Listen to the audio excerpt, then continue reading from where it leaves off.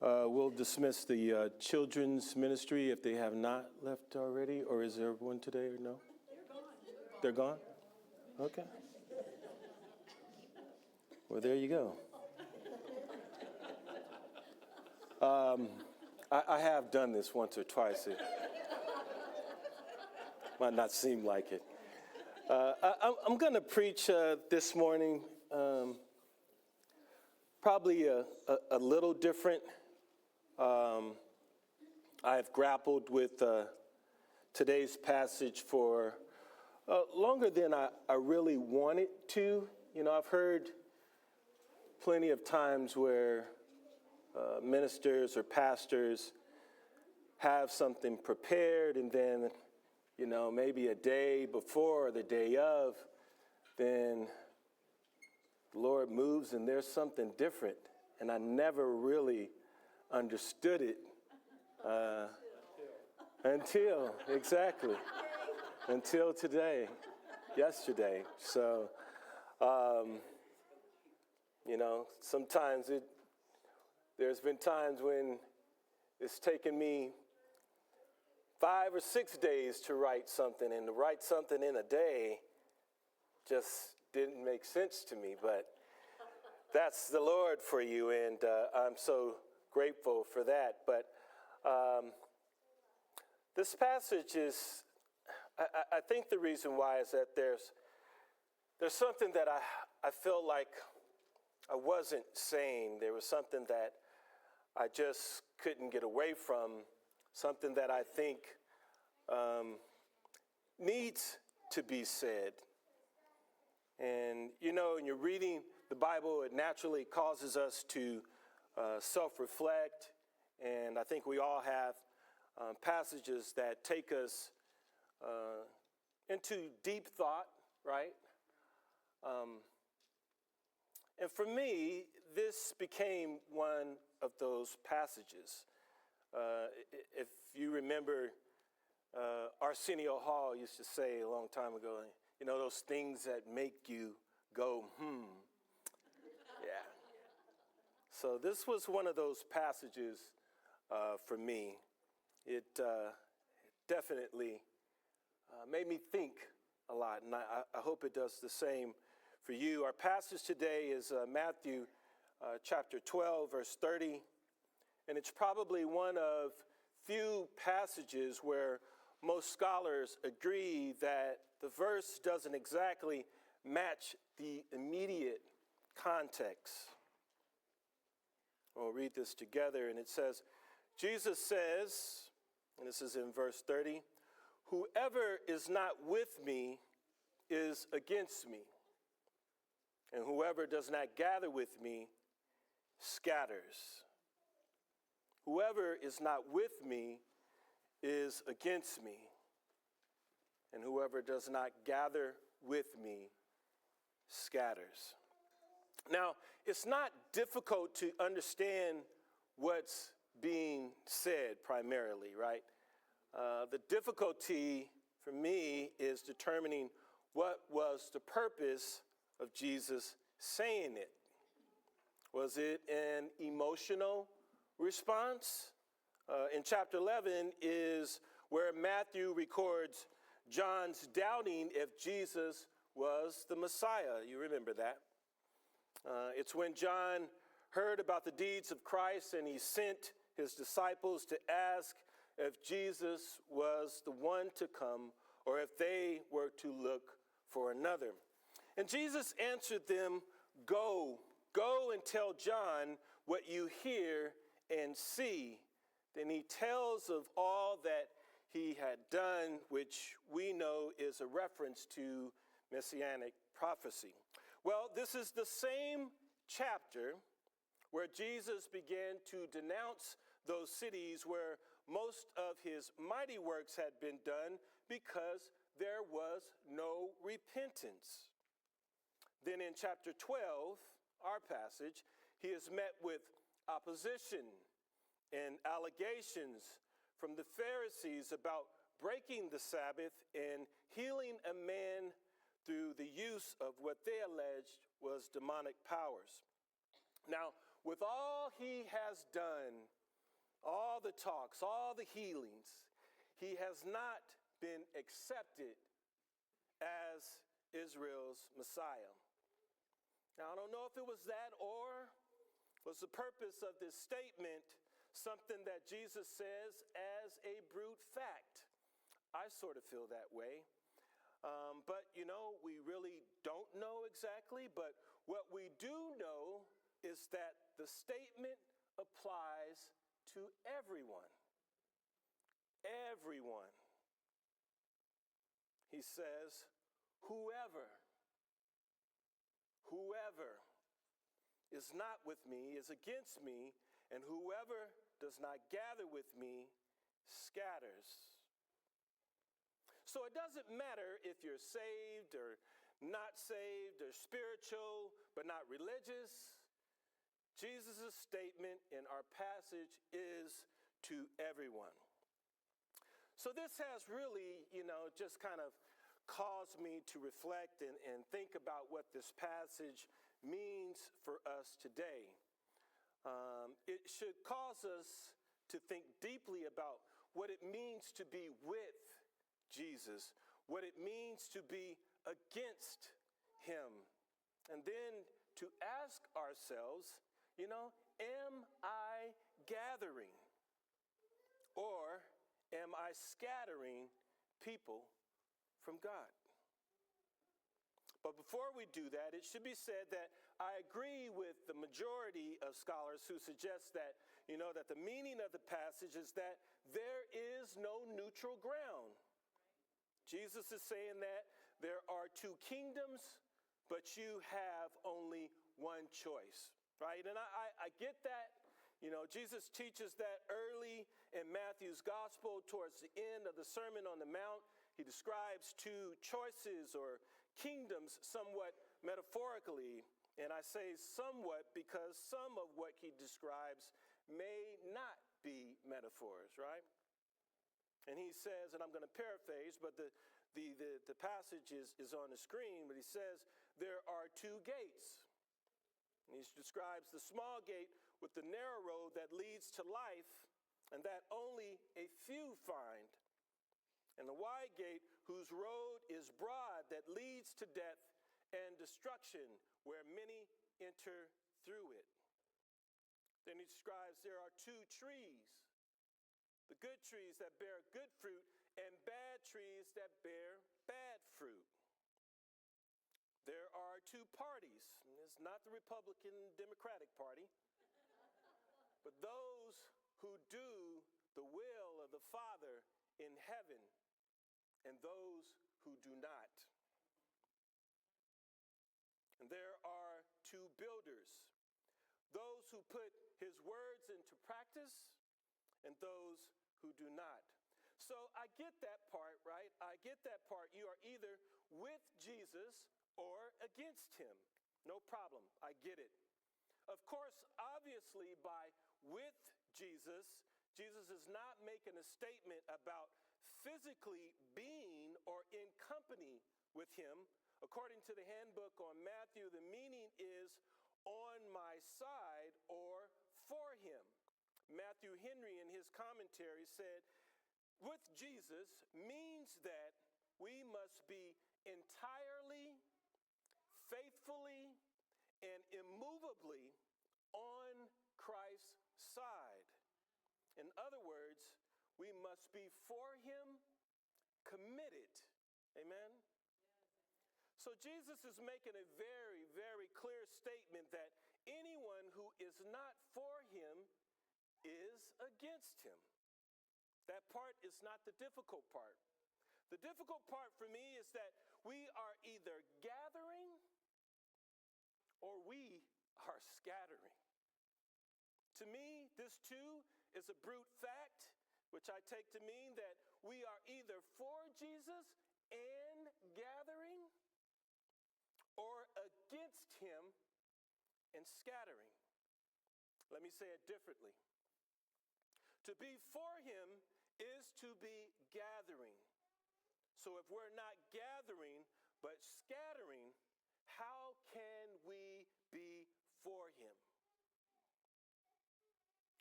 against him. And this is important. You know, we've been talking about salvation in the 10 o'clock Bible study. If you were here last week, then you might recall something very important Pastor said. And he said this: salvation is not only about where one goes after they die. That is not salvation.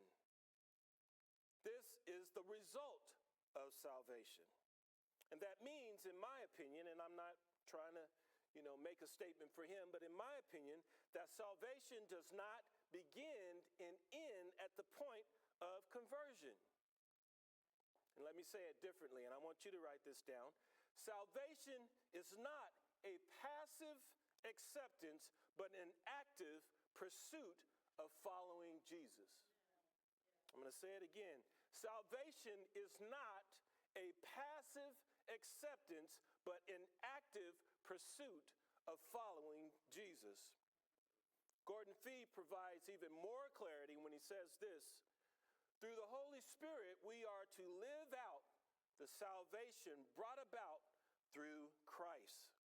Now, this is important because the Bible is full of passages where there are those who think they are for Jesus and discover they are not. They think they are gathering, but they are not. Matthew 25, verse 31, it reads, when the Son of Man comes in his glory and all the angels with him, he will sit on his glorious throne. All the nations will be gathered before him, and he will separate the people one from another as a shepherd separates the sheep from the goats. He will put the sheep on his right and the goats on his left. Then the king will say to those on his right, come, you who are blessed by my Father, take your inheritance, the kingdom prepared for you since the creation of the world. For I was hungry, and you gave me something to eat. I was thirsty, and you gave me something to drink. I was a stranger, and you invited me in. I needed clothes, and you clothed me. I was sick, and you looked after me. I was in prison, and you came to visit me. Then the righteous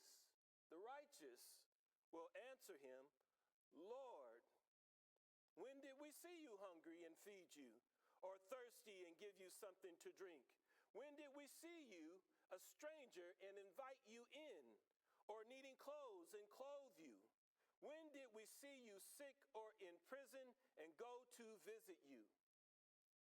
Then King Jesus will reply, truly, I tell you, whatever you did for one of the least of these brothers and sisters of mine, you did for me. Gathering. Then he will say to those on the left, depart from me, you who are cursed, into the eternal fire prepared for the devil and his angels. For I was hungry, and you gave me nothing to eat. I was thirsty, and you gave me nothing to drink. I was a stranger, and you did not invite me in. I needed clothes, and you did not clothe me. I was sick and in prison, and you did not look after me. They also will answer, Lord, Lord, Lord, when did we see you hungry or thirsty, or a stranger, or needing clothes, or sick, or in prison, and did not help you? He will reply, truly I tell you, whatever you did not do for one of the least of these, you did not do for me. Scattering. Then they will go away to eternal punishment, but the righteous to eternal life. Now, I think we need to be aware of what things we are doing or not doing that may be working against our Lord Jesus, right? You know, one of the main reasons non-believers and people who don't go to church claim they don't want anything to do with the church is not that they don't believe in God or that they don't believe in the Bible. The number one reason people are deterred from the church is the church. It's us. It's you and me. That makes me think that what kind of life am I living? What kind of life are you living? Are we living the type of life that is gathering, carrying people to Jesus as Jesus has called us to do? Or are we in our jobs, in our homes, and in our friendships, and in our nation, scattering people from God? I think when we mind this chapter of our passage for what scattering means, I think the Pharisees help us find some pretty good examples. Let's look at one at the beginning of this chapter, and this is Matthew, still chapter 12, verse 1, and it reads, "At that time, Jesus went through the grain fields on the Sabbath. His disciples were hungry, and they began to pluck heads of grain and to eat. But when the Pharisees saw it, they said to him, 'Look, your disciples are doing what is not lawful to do on the Sabbath.' He said to them, 'Have you not read?'" Uh-oh, you know what that means. "What David did when he was hungry and those who were with him, how he entered the house of God and ate the bread of the presence, which it was not lawful for him to eat, nor for those who were with him, but only for the priests. Or have you not read in the law how on the Sabbath the priests in the temple profane the Sabbath and are guiltless? I tell you, something greater than the temple is here. And if you had known what this means, 'I desire mercy and not sacrifice,' you would not have condemned the guiltless. For the Son of Man is Lord of the Sabbath." Now, the first thing in this passage that the Pharisees did that I believe exemplified scattering was, number one, they rejected Jesus' word. Here's the statement I'll make to you: those who reject God's word deny his kingdom. They said, but when the Pharisees saw it, they said to him, "Look, your disciples are doing what is not lawful to do on the Sabbath." This wasn't the Pharisees' first run-in with Jesus. They knew his works even if they didn't accept them. Matthew uses several titles for Jesus throughout his gospel, and it's Emmanuel, Messiah, Son of God, Son of Man, and another title is Rabbi, which means teacher, right? Now, if you're a teacher and you have ever had another teacher come up to you and ask why your students are doing something he or she feels they are not supposed to be doing, then you already know what's going on here. The issue they have isn't really with the student, right? It's with the teacher. It's a question aimed at your character, your authority, your primarily who you are. And I think it's the same for the Pharisees here, but even more so, the question behind the questions the Pharisees are asking is not only why are you allowing them to do what is unlawful, but more specifically, why are you allowing this? Why are you allowing this? My friends, how many times have we asked this same question? God, why are you allowing this? When you've lost a loved one, God, why are you allowing this? When you've lost your job, God, why are you allowing this? When you're on the cusp of losing your marriage, God, why are you allowing this?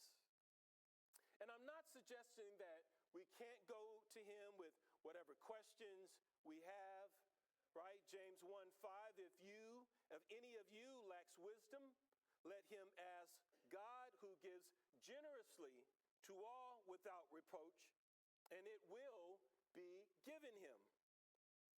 You see, seeking a better understanding to the why in our life sometimes is what enables us to commit to his kingdom. But we learn from the Pharisees that when we reject his word, we reject his authority. And when we reject his authority, we reject his person. Jesus said, "For the Son of Man is Lord of the Sabbath." He's making a statement about his person here. The Sabbath is a God thing. Jesus must be Lord of our lives. In Luke 6:46, what does Jesus say? "Why do you call me Lord, Lord, and not do what I tell you?" He must be Lord of our lives, or we are scattering. In verse 9, this confrontation moves to the synagogue, where Jesus continues to heal on the Sabbath. In this passage, the Pharisees ask this same question: is it lawful to heal on the Sabbath? Now, Matthew tells us that they said this so that they might accuse him. You see, the Pharisees had created so many rules, what some scholars suggest were about 39 categories with a plethora of exclusionary activities in each. So many rules that they could no longer recognize the true intent of the Sabbath. Now, many of you probably, don't know, but years ago, I was an adjuster. I worked for State Farm as a national catastrophe property adjuster. And you might not be aware, but as a claims adjuster, it's actually that claims adjuster's responsibility to be your claims representative. Their job is to seek ways to find coverage, right? Not exclusions, to help you and the insurer come to a rightful agreement. However, as an adjuster, and I say this in my own opinion because I've experienced it, it is so easy to lose sight of that. And what has been designed to be of assistance to others can actually become a nuisance. And it was, I believe, the same for the Pharisees here. What God had provided as a gift in the Sabbath felt somewhat burdensome. It's like when husbands buy their wives a vacuum cleaner for Christmas. Maybe it's needed, but it doesn't really feel like a gift. In fact, it's probably something that you don't want, right? And I think Jesus wants even the Pharisees who considered him an enemy to understand the true intent of the Sabbath, which is why he uses scripture, right, and principles and scriptural intent to help them better understand. Jesus is providing an example for us in these kinds of situations. And Dallas Willard said this: we're not here to prove we're right, we're here to help people. Then I want to go down to verse 13, where Jesus said to the man, "Stretch out your hand." And the man stretched it out, and it was restored, healthy like the other. But the Pharisees went out and conspired against him how to destroy him. So the second thing in this passage that the Pharisees did that exemplified scattering was, number two, they denied Jesus' power. You can write this down. Those who deny God's power reject his kingdom. Now, it's sort of easy, I think, for us to make sense of, how the Pharisees denied Jesus' power, but it's more difficult to see how we deny Jesus' power in our own lives, right?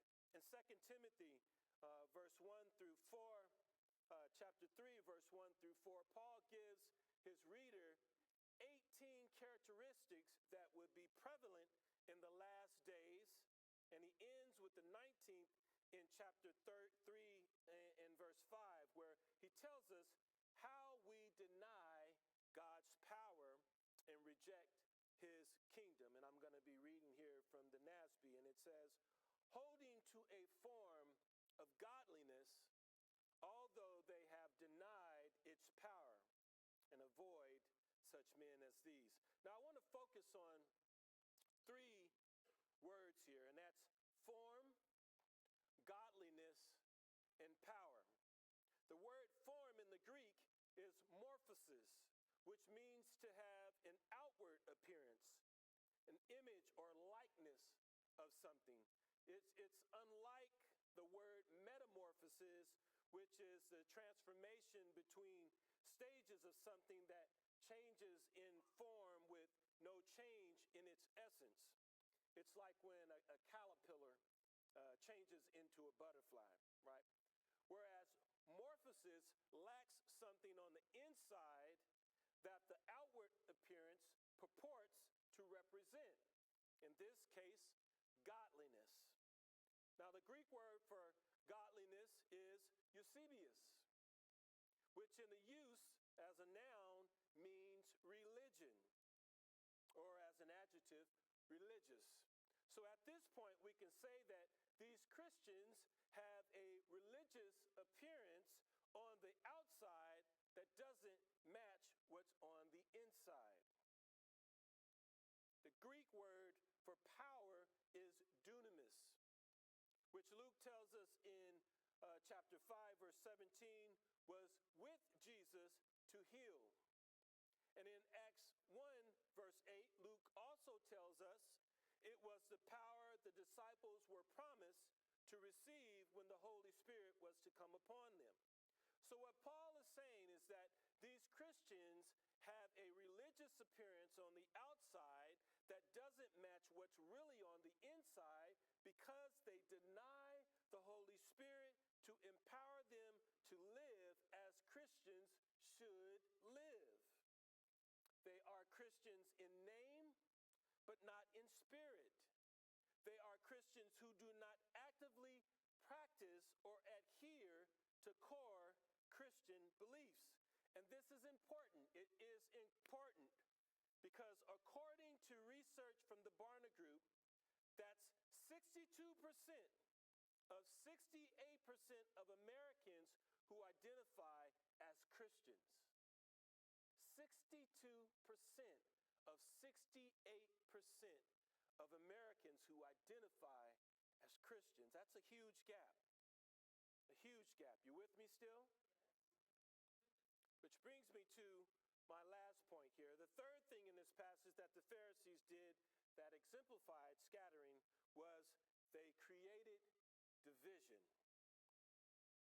Those who do not further the kingdom of God hinder it. I'm going to read that to you again. Those who do not further the kingdom of God hinder it. And we'll read verse 15, then drop down to verse 22 here.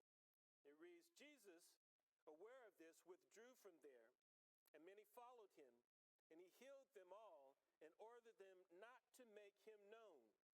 This was to fulfill what was spoken by the prophet Isaiah. Then we'll drop down to verse 22, and it reads, Then a demon-oppressed man who was blind and mute was brought to him, and he healed them, so that the man spoke and saw. And all the people were amazed and said, Can this be the son of David? But when the Pharisees heard it, they said, It is only by Beelzebub, the prince of demons, that this man cast out demons. They created division. Now, I don't know if we're living in a moment right now, but it sure kind of looks and feels like it, where there is some division. There is division, I believe, in the church. You know, to look like the kingdom is one of the goals here at FCF. We want this church to look like the kingdom, right? Different in race, different in age and gender, even income, although income is not necessarily a kingdom thing. But most of our churches today don't look like the kingdom, and I'm not sure it matters if they do. Matters to them, that is. And we have to ask ourselves, are we gathering or are we scattering? There's division in our nation. We allow politics and money and misused information on the left and the right to separate us. And I'll say to you now what I've said to you before. If we think that only Republicans go to heaven, we are wrong. We're wrong. Just because a person votes as a Republican does not mean that he or she accepts all of its views, right? And just because a person votes as a Democrat does not mean that he or she accepts all of its views. So come on. Amen. We are either gathering or we are scattering. There is division in our homes. We don't go to church as a family much anymore. We don't eat as a family much anymore. We don't live together as a family much anymore. Divorce for Christians is identical to what it is for non-Christians. So we have to ask ourselves, are we for Jesus or are we against him? Are we in our jobs and in our homes and in our friendships and in our nation living a life that is gathering people to Jesus, or are we living a life that is scattering